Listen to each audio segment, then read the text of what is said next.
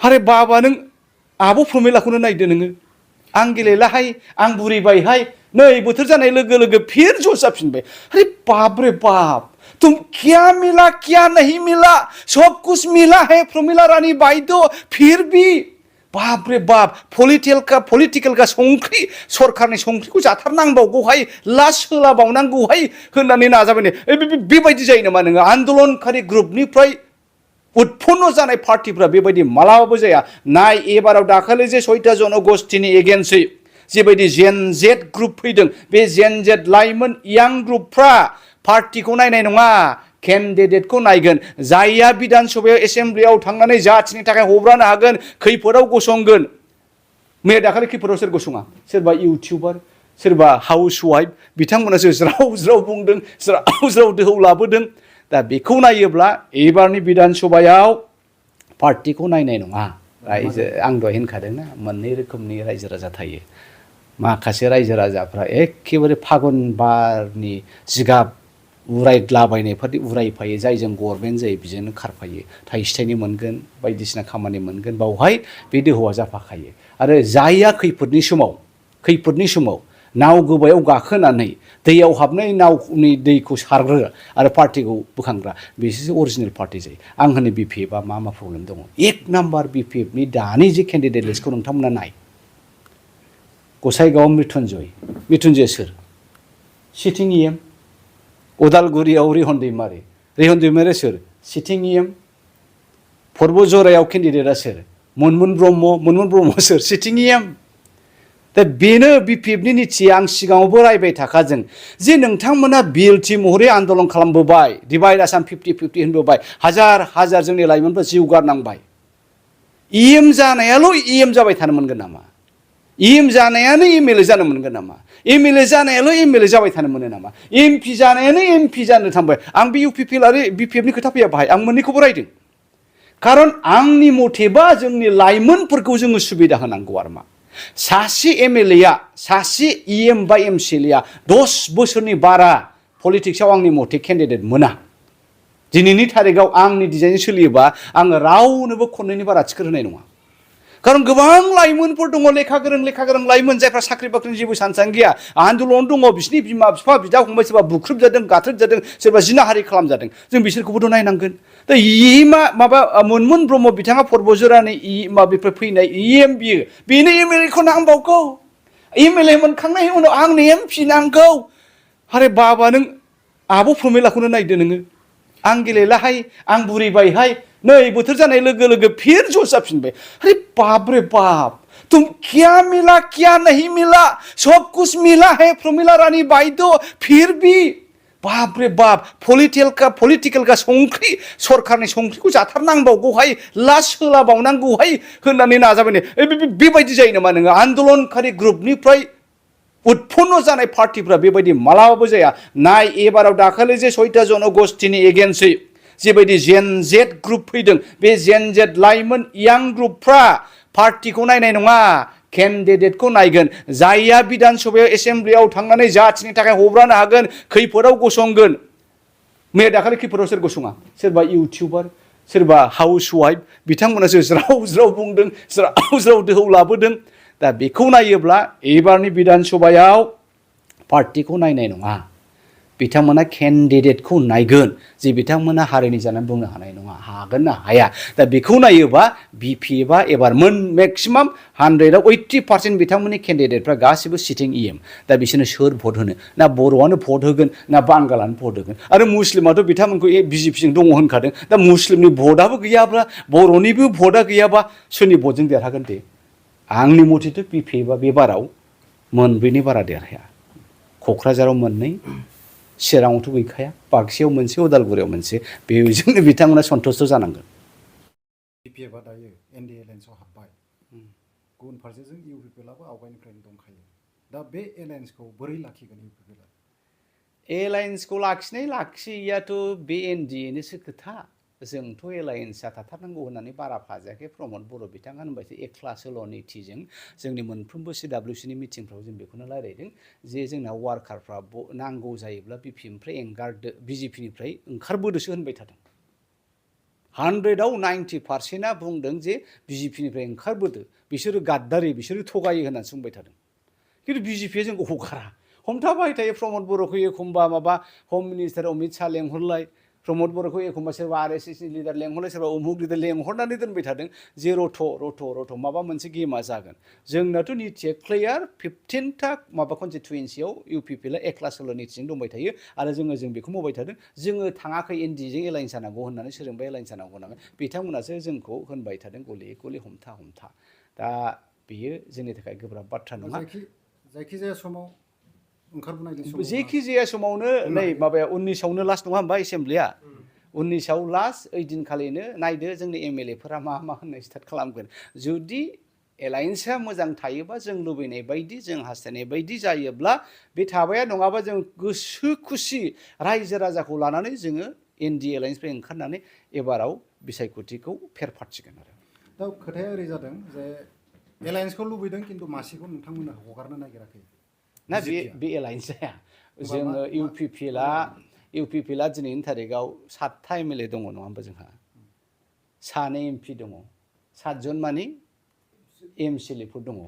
जोंलाय मानो ओरैनो माने गराय गांसो हादलाबायनांगौ जोङो फाग्ला बे एलायन्सनि खुनु नितियानो गैया जोङो मेक्सिमाम जोङो 6थासिम भटखौ लुबैदों मिनिमाम मोनबानि गाहायाव जों थाथ'वा आरो बेनि गेजेराव जोंनो मिनिस्टार होनांगोन बेनि गेजेराव जोंनो माबायावहाय रायजो सभानिफ्राय बा जेखि जानिफ्राय जोङो हजोंहाय इउनियन मिनिस्ट्रि होनांगोन दा बेफोरबायदि कन्डिसनावसो इउपिपिएलआ मानिगोन नङाबा हम एकला चलेगा जरुर पड़ेगा तो we are ready to go alone by ourselves सिंनि खोथायाव ओरैबायदिबो ओंखारगासिनो दङ सरसा जागासिनो दङ इउपिपिएलआ इन्डियाजों माने राहुल गान्धीजों माखासे सर्त खोथा सावरायगासिनो दङ ना बेयो नांगौ जायोब्ला हाग्रामा बिथाङानो होनो आमी बिटिसिर आঞ্চলিক दल है जी सरकार हबो थारलागरनो आमी थाकिबो दा बावहाय जोंनि थाखाय बिजेपिया साबसिन कंग्रेसआ साबसिन बिदि नङा जाया गभर्नमेन्ट फैयो जों बेजोंनो बुजा बुजि जानानै मदद होनानै जोङो किं मेकार जागोन इट कुड बी एनिबडी कंग्रेसबो जानो हागौ इन्डियाबो जानो हागौ एनडिएबो जानो हागौ जायहा जोंजों सुबिदा बायदि जायो जों बेजों थागोन 100% क्लियार दायो ओरैबायदि नुगासिनो दङ मावनो हादों होननानै मोनसे सरसा जागासिनो दङ जे एनडिएखौ लाबोदों जेलनिफ्राय बख'नानै लाबोनो हादों नों नाय खोनासं रन्जन दैमारिया 2009 डिसेम्बरनि 2009आव बिथांखौ बांलादेशि राइफला डिटेन खालामदों बेनिफ्राय एप्रिलनि 30 तारिख 2010आव इन्डिया गभर्नमेन्टनो हेन्डअभार खालामदों होमबा 2010निफ्राय 2020सिम सोरनि गभर्नमेन्टमोन हाग्रामा महिलारि सारनिनो गभर्नमेन्ट बे 10 बोसोराव मा गराय गांसो हाया बेलाय दिनैसो हगारनो माबा खिफिदेरदों दा रायजो राजायाथ' जाम्बा नङाना एफा गोबाव रन्जन दैमारि बिथाङा जेलाव थाबाय बै समाव हगारनायनि जेबो लाहार फाहार गैया दिनै बिथाङा लाहार फाहार जादों जेसेबां रन्जन दैमारि बिथांनि गनायनि प्रक्रियाखौ मावदों होनोबा प्रमद बर' आं दहाय होनखायाखै होनबा प्रमद बर' बिथाङा क्रेडिट लाग्रा सासे लिडार नङा बिथाङा सिरि मावदों आंनि मिथिनायावथ' मास मोनफ्रोमबो प्रत्येक मासावनो मास मोननैजों मास मोनथामजों प्रमद बर'नि गभर्नमेन्टनिफ्राय रन्जन दैमारिनि केसफोरखौ सालायनायाव 15 लाख 20 लाख फैसा बिथांमोना खरसा खालामबाय थादों होननानै आं मिथिगौ दा बे गासैबो प्रक्रिया जाबोबाय थादों दा बे फिनिशिं पार्टखौ हाग्रामा बिथाङा दांदों वेल एन्ड गुड दांथों रन्जन गनायाव जोंहा बयबो रंजानाय दङ खुसि दङ दा खिन्थु रन्जनखौ गनायनि एनडिएफबिनि दानि गनायफोरखौ जे गाव हारसिं क्रेडिट लादों बे एखेबारे आदुवानि फाव बेबायदि कर्ट कासारिनि केसा हाग्रामा फैनाय लोगो लोगो गयो हाग्रामा फैनाय लोगो लोगो हगारजायो बे नङा बे गोलाव प्रसेसजोंसो फैयो दा मावै मावजोब्बाय जेरेखम बे खाथि गासानि दालांखौ दाखालि बिथाङा गावनो होनदों बेखौ इउपिपिएलनिफ्राय प्रमद बर' बिथाङानो गासिखौबो मावजोबखानाय आं खालि आदार सिलाखौल' खुलिनो फैदों दा माखासे खामानिया हाग्रामा बिथांनि दिनैनि बे माबा सोरखौबा एनडिएफबि हगारनाय रन्जन दैमारिखौ बख'नो नागिरनाय उमुक गायसननाय बे गासिबो आदा एक्सट्रा 70% 80% प्रमद बिथाङानो मावखानाय दा बावहाय बिथाङा बेखौ कन्टिनिउ खालामदों वेल एन्ड गुड साबायस गायसननायखौ नुनो मोनो कोटि थाखानि आरो मैयाबो मिनि सेक्रेटारियेट क'क्राझाराव बिथांमोना गायसनदों मा बुंदों नोंथां ना प्रमद बर'आबोथ' बिराद गायसनबोदों बिराद मावबोदों प्रमद बर'आ मालाबाबो आं उमुक मावदों आं थुमुक मावदों होननानै लाया नोंथांमोना नाय बिटिआरआव थांनाय 5 बोसोर गभर्नमेन्टआव प्रमदनि मावनाय स्टाइला ओरैबायदि 2027आव अमित शाह होनबाय थादों आं नोंसिनि गोबां बर'नि दाबि दाबाखौ मावफुंनानै होगोन दा 200 बोसोर ब्रिटिशफोरनि दालांफ्रा जोरोमोन दाबोनो बिथांमोन गायसननाय दालांफ्रा दङ अट्टालिकाफ्रा दङ जों बेखौ बिदिखौबो नायनांगोनब्रा इमिडियेटलि बे नैबे इलेक्सनाव आं जेरैखिजाया देरहाथारगोन होननानै नोङो आदार सिला अन्थाइ खाम्बा गायसनलाबायबा जायाना दा प्रमद बर'नि बे 5 बोसोर गभर्नमेन्टआ जे बर' जाथिया बे बर' भुमियाव जाथि राव भाषा भाषी लानानै जे गोजोनै जों थांनानै थानांगोन बिथाङा बेनि आदार सिलाखौसो गायसनदोंमोन बेनि फाउन्डेसनखौ खालामदों रायजो राजाया बुजिस्लाबाखै रायजो राजानि माखासे कन्टेक्ट जाबाय इमिडियेट आं दिनै फैसा नांगौ दा नैबेयावहाय एसे भुल बुजा बुजियाव प्रमदआ निस्सय जेनदों हाग्रामाया देरहादों दा हाग्रामानि माखासे मावनायफ्रा भबिष्यतनि नङा बिथाङा इमिडियेट कन्टेक्सखौ नायदों एबार इलेक्सनाव जेरैखिजाया देरहानांगोन नों होननायखौ नुवाखै होनबा नोङो आपना एसटि लागायना ना लागे फाग्ला बेबायदि होनजाबाय बे सावा खेला बुस्थु नामा नोङो एसटिया नोङो बे खादायाव लानानै जासिलाबायजायो नामा बैग्रि गोमोन फिथाइ गथ'फोरनो जासिनाय लारु हुरु मला जासिनाय बायदि दा बिथांनि माखासे मावनायफ्रा खालि नैबे इलेक्सनाव बोरै देरहागोन आदिबासिनि भटखौ बोरै मोनगोन राजबंशीनि भटखौ बोरै मोनगोन मुस्लिमनि भटखौ थगाय थसि माबाना बोरै मोनगोन बिदि नङा जोङो जोंनि रिभलुसनारि दावहारु लिडारफोरखौ जों एसे हेभि वाइट गोनां जाजानो लुबैदों खारन इयुन जोलैया बे जोंनि लिरनाय सल'फोरखौ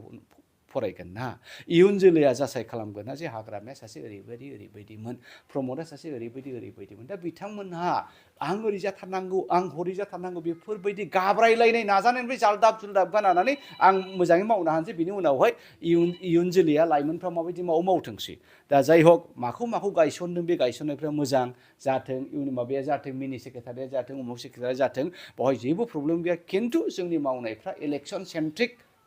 इलेक्सन सेन्ट्रिक बिसायख'थि सेन्ट्रिक जानो नाङा आरो बियो लाइमोनफोरनि भबिष्यतनि जेबो उदाहरन थाया हाग्रामारि महिलारिया माने गोख्रोङै खामानि मावनायखौ आराम्भ जानाय नुनो मोनो मा बुंगोन नोंथाङा जिहेतु दोलोनि स्पिकार जोङो दासिमावथ' फ्राय सानफ्रामबो मैयाबो मोनब्रै प्रग्राम जादों जोंहा बनरगावआवबो जादों बेनिफ्राय क'क्राझार सेन्ट्रेल अफिसाव इउथनि जादों आरो सिम्बोरगावआवबो जादों दा बे हिसाबै जोङो फ्राय रेस्ट गैया गियार आप खालामनायाव दङ ओरैनो जनाल हिसाबै जोङो राननानै हरदों आरो दा एसेमब्लि वाइस जोंहा ओरै गसाइगाव आरो पर्बतजरा बे मोननैखौ मोनसे जन खालामना होदों बेनिफ्राय दतमा क'क्राझार आरो बावखुंग्रि बे मोनथामखौ मोनसे जन खालामना होदों आरो जन हिसाबै जोङो बिदिनो एलएसि हिसाबै लिडारफोर राननो हादों भाइस प्रेसिडेन्टफोरखौ जोङो इनचार्ज होदों सेक्रेटारिफोरखौ क' इनचार्ज होदों दा बे हिसाबै जोंनि फैबाय थानाय बिधान सभानि बिसायख'थिनि लाहार फाहारा जाबाय थादों आरो एके no doubt we are up front with the high spirit माबायदि सानदों एबार बिसायख'थिखौ इउपिपिएलआ जिहेतु माबायदि गेलेगोन जिहेतु बिटिसिआवनो एबार 15टा सिट जिहेतु दङ माबायदि गेलेगोन सानदों 15टा सिटआव दासिमबोथ' जोंहा आगुनि बिटिसि सिएम प्रमद बर' बिथाङा होनबाय थादों जे 15टायाव जोङो 15टाबो गेलेगोन आरो बोरैबि बख'आव जुदि लाहार फाहारा थिग जायोबा जोङो बख'आवबो होनो बियन्ड बिटिआर बे प्रसेसटायावबो दंबाय थायो जोङो बख'आव डिस्ट्रिक्ट कमिटिखौबो दाना होखाबाय बे हिसाबै 15टाया सियरथार आरो खोथा बाथ्रा आरो लाहार फाहारा मिलायोबा जोङो बख'आवबो होगोन दा 15टायाव जोङो केन्डिडेटफोरखौ होथ'वाखैब्लाबो फ्राय मोनफ्रोमबो समस्थियाव सानै साथाम साब्रै साबा बेबायदि केन्डिडेटफ्रा रेडि दंखायो बे हिसाबै जोंहा प्रब्लेम गैया बेस्ट अफ द बेस्ट केन्डिडेट जोंनि लाइमोनफोर लुबैनाय केन्डिडेट रायजो राजा लुबैनाय केन्डिडेटखौ जोङो होगोन आरो जोङो मोनसे खोथाखौ जोङो गोसोआव लादों बिपिएफनि बायदि जोङो सासे इएमआनो एमएलएबो जानांगौ सासे एमएलएआनो इएमबो जानांगौ जोङो थांनाय काउन्सिल इलेक्सनाव जे भुल मावदों जों बेखौ रिपिट खालामा एखे फ्रेश सिटिं एमएलएफोर आरो बिनिफ्राय जायफ्रा जेबो माबा एमपि बिबान गैया माबा माबि बिबान गैया जों बिसोरखौ एबारनि बिधान सभायाव केन्डिडेट हिसाबै फाथिनो नाजादों